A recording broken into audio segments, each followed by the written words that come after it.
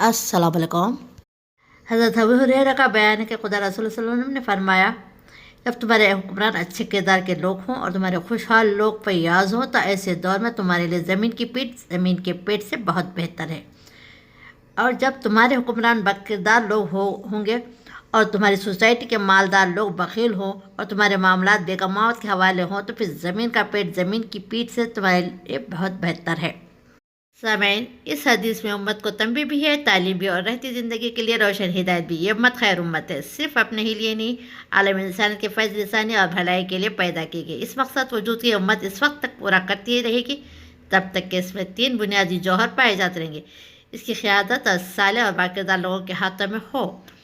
दूसरा, उम्मत के साहब सरबत सकी व फैयाज हो। इनकी दौलत सिर्फ ज़ाती ऐश वशरत के लिए ना हो बल्कि उम्मत के गिरे पड़े लोगों को ऊँचा उठाने, उम्मत की इज्तिमाई फलाह के कामों को पूरा करने और उम्मत की मिली ज़रूरतों के लिए हो। और तीसरी बात है कि उम्मत के इज्तिमाई मसाइल बाहमी मशवरे से तय पाते हैं। इसका निज़ाम ज़िंदगी जमहूरी और शोराई और किसी एक फ़र्द, ख़ानदान या गुर्दे की आमरीत या उम्मत पर मुसल्लत ना हो। सामईन, इज्तिमाई ज़िंदगी में सालेह और बाकिरदार क़यादत की अहमियत है कि साहिब इक़्तिदार अगर सालेह और बाकिरदार हो तो पूरा समाज चार और नाचार, बाकिरदार और सालेह बन जाता है, बना रहता है। साहिब इक़्तिदार की पैरवी एक फितरी और कुदरती अमर है। मशहूर मक़ौला है कि अन्नास अला दीन वलकुहुम, लोग अपने हुक्मरान के तरीक़े पर आमिल होते हैं। वो उम्मत जिंदा और बेदार है जिसमें शौर पाया जाए कि क़यादत की अमानत इन्हीं के हवाले होनी चाहिए जो इसकी अहल हो। सिर्फ इतना ही नहीं बल्कि अगर कुछ बदकिरदार और धोखे धांधली से बरसर इक़्तिदार आने की चालें चलना चाहते तो उम्मत इनकी चालों को बर्वक्त समझ कर इनका तोड़ कर सकती हो। हमारा मुल्क दुनिया का दूसरा बड़ा जमहूरी मुल्क है। यहाँ आज़ाद जमहूरियत को कायम है। यह 7 दहाइयाँ गुजर चुके हैं। हमारा जमहूरी निज़ाम जहाँ मजबूत और ठोस है, काबिल तकलीद भी इसका अंदाज़ा इस बात से लगाया जा सकता है कि 73 साल बीत जाने के बाद भी इसके उसूल में कोई तब्दीली नहीं है। आलमी तौर पर आज सारी दुनिया जमहूरियत को तरक्की याफ्ता तहज़ीब व तमद्दुन के तौर पर कबूल कर रही है। कम पेश 124 ममालिक में जमहूरी निज़ाम कायम हो चुका है। जहाँ अभी नहीं हुआ वहाँ कायम करने की भरपूर कोशिश की जा रही है। जमहूरियत आमरीत की ज़िद है और आसान अल्फाज में अवामी हुकूमत कहा जा सकता है। जमहूरी हुकूमत के 4 अहम सुतून होते हैं, अदलिया, मखला, इंतज़ामिया, सहाफ़त। ये 4 सुतून किसी भी जमहूरी मुल्क के रीढ़ की हड्डी के मानंद होते हैं। इनमें से अगर एक भी सुतून गिर जाए या कमज़ोर हो जाए तो जमहूरियत की इमारत खड़ी नहीं रह सकती। सामान्य हमारी बदकिस्मती कि आज ये 4 सुतून घन की जद में आ चुके हैं। इनको अंदर से दीमक लगना शुरू हो चुका है। ज़ाफ़रानी रंग इन्हें जंग की तरह खाते जा रहा है और हर महकमे को ज़ाफ़रानी रंग में रंगना चाह रहा है। इसके लिए हुकूमत ने सबसे पहले ज़राए इब्लाग को अपना निशाना बनाया, इसे अपने ज़ेर नगी करने की कोशिश की और 2014 के इंतखाबात से बीजेपी ने मीडिया के बड़े हिस्से को अपने कब्जे में कर लिया और आज मुल्क की सहाफ़त पूरी तरह हुकूमत के कब्जे में है। हक़ाइक़ से आंखें चुराना, हुकूमत के हाँ में हाँ मिलाकर चलना, इसके हक़ में खतीदे पढ़ना ही इसका मसला बनकर रहेगा। एक ऐसी सियासत है जो अपने मकसद से हटकर काम कर रही है। अब इसके पलड़ों में तवाज़ुन बरकरार नहीं रहा।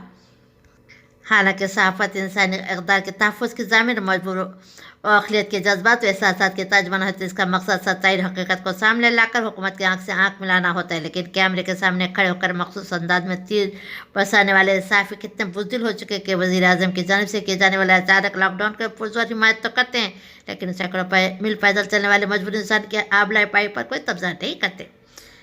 NRC के नफाज के बात हो या CIA के जरिए शहरत देने या शहर छीनने वाली बात, इस पर कोई सवाल नहीं उठता। इस मौके पर जल्द से जुलूस करने वाले, सड़कों पर हुकूमत से अपना जायज़ हक़ मांगने वाले तालिब इल्म को दहशतगर्द बनाकर ज़रूर पेश करते हैं। कोरोना के वक्त बैरून मुल्क से आए हुए मुसलमान पर बायस फैलाने का इल्ज़ाम लगा, इनके पर क़यामत ढाने वाला ये मीडिया अदालत से इनको बाइज्जत बरी किए जाने की कोई खबर नहीं दिखाता।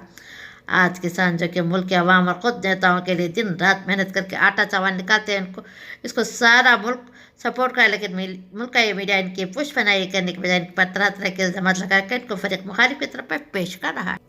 इसके बाद हुकूमत ने दूसरा सुतून यानी मखना को भी अपने मातहत करना शुरू किया। मखना अरकान पार्लियामान का जो वो जमात है जिसके अवाम हर 5 साल में एक बार इस मकसद से पार्लियामेंट भेजती है ताकि वो मुल्क व मिलत की फलाह बहबूद के लिए बेहतर कानून साजी कर सके।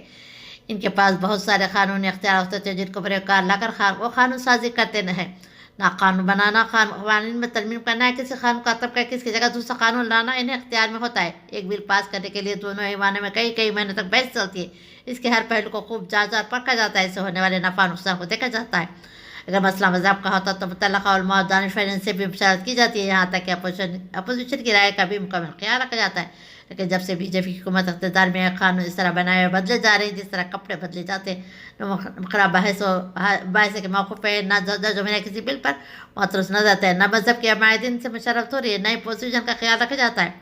ایک بات تو یہاں تک دیکھنے میں ہے کہ دونوں ایوانوں میں بل صرف 1 یا 2 دن کے فرق سے پیش کیا گیا. چوتھے یا 5ویں دن جمہوری دستخط کے ساتھ مزین ہو کر قانون بھی بن گیا. 2014 سے اب تک BJP حکومت نے جتنے قانون بنائے وہ سب ہندوتوا نظریات کے حامل. ایسا بنا تک پورا پارلیمنٹ ملک کے فائدے کو نظر انداز کر کے کسی بڑے مقصد کے تحت کام کرے. نہ ارکان پارلیمان کی ملت سے کوئی سرکار نہیں، نہ اقلیت کے دولتوں اور دولت کے حق میں نظر آتے ہیں.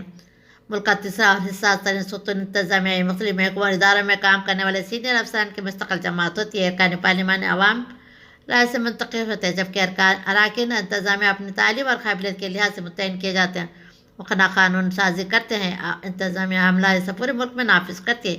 BJP کے پارلیمنٹ پر قبضہ کرنے کے بعد انتظامیہ پر فسق کا پڑھنا ضروری تھا. وہ پڑھ رہا ہے، یہی وجہ کہ ہمارا جمہوری ملک قابلیت کی طرف بڑھا ہے، جس کی لاٹھی اس کی بھینس والا عمل شروع ہو چکا ہے. آئین اور قانون کی برادستی ختم ہوتی جا رہی ہے، جس کی جگہ ایک خاص قسم کی نظریات جنم لے رہے ہیں. اپنے مفاد کی خاطر منتظمین اور افسران کی بڑے پیمانے پر تبادلے ہو رہے ہیں.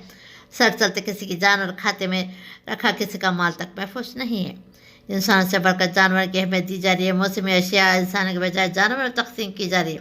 گائے کے نام پر نوجوانوں کو قتل کر کے دہشت پھیلائی جا رہی ہے. مذہبی آزادی، اسلامی روایت، یہاں تک کہ ہر شہری تحقیق کا ختم کیا جا رہا ہے. کبھی اذانوں پر، کبھی مساجد پر پابندی کی بات کی جائے. لو جہاد خوبصورت لفظ پر ہر طرف قانون سازی کر کے مسلمان نوجوانوں کو مشانہ بنایا جا رہا ہے. چھوٹے چھوٹے مسائل کو لے کر مسلمان پر دہشت گردی اتنے کیس درج کیے جا رہے ہیں کہ قانونی لڑائی میں نہ جانے سماج کا کتنا مال ضائع ہو رہا ہے. آج کا انتظام اس قدر قرض ہو چکا ہے کہ کوئی اس پر تنقید نہیں کر سکتا یا ملک کی پالیس پر اپنی آزاد رائے تک نہیں دے سکتا. جو کوئی اس کی جرت کرتا ہے انتظامیہ کی نظر میں باقی کہلاتا ہے. جمہوریت کے تینوں سیزنوں پر قبضہ جمانے کے بعد حکومت اب عدالت کو کمزور کرنے کی تقدس میں عدالت کو ہندوستان کی زبان سے انصاف کا مندر کہتا ہے. عدالت کا مقصد ہی در در کے ٹھوکر کھانے والے کو مکمل انصاف دلاتا ہے. اس لیے ملک کے عوام عدلیہ پر بھروسہ اور اعتماد ہوتا ہے. وہ عدالتی فیصلوں کو بغیر چور چرا کر کے قبول کرتے، لیکن اب عدالت پر بھی انگلیاں اٹھنا اس کے فیصلوں پر سوال کھڑے ہونا شروع ہو چکے ہیں.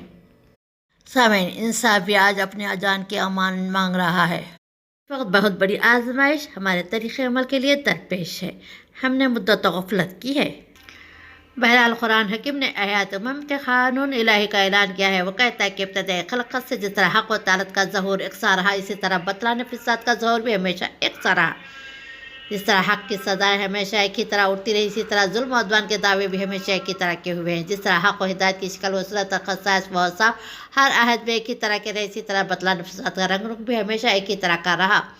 چنانچہ وہ جا بجا کہتا ہے الخالو مثل ما قال الاولون. پھر استثناء کے بعد وہ قدرت یقین باز خان کی طرف رہنمائی کرتا ہے.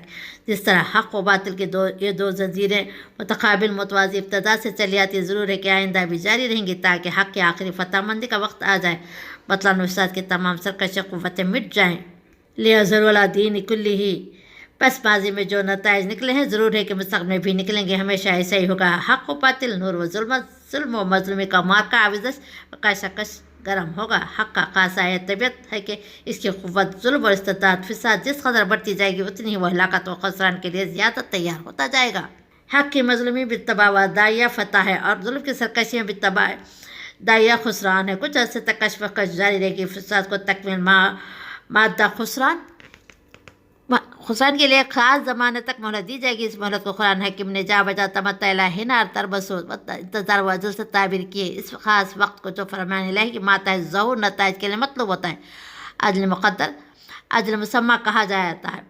اور سورہ یونس میں اللہ تعالیٰ فرماتا ہے بس جب وہ وقت آ جائے گا، مادہ فساد تکمیل تک پہنچ کر انفجار کے لیے تیار ہو جائے گا، تو پھر حق و باطل کے آخری فیصلہ ظہور میں آئے گا. حق کی مظلومی و درماندگی فتح پائے گی، باطل کی مغرور طاقت و سطوت کچھ کام نہ دے گی. قرآن حکیم کی اصلاح میں اس آخری فیصلے کا نام قضا بالحق. آئیے قبل اس کے کہ ہم اس صف ماتم میں بیٹھے ذرا اپنی بربادی پر بھی ایک نظر ڈالیں. ماتم فقہ و سنجی کر رہے ہیں. تمام قریش کے مشارق و مغارب پر نظر ڈالیے. ڈھونڈے کہ پرستان حق و اسلام کے لیے کوئی گوشہ امن بھی آج باقی نہیں رہا. سانپوں کے لیے بھٹے، درندوں کے لیے غاریں جہاں امن و بے فکری سے اپنی رات بسر کر سکتے، مگر پیروان اسلام کے لیے آج تمام قریش میں 4 بالی زمین بھی امن وافیت کی باقی نہیں رہی.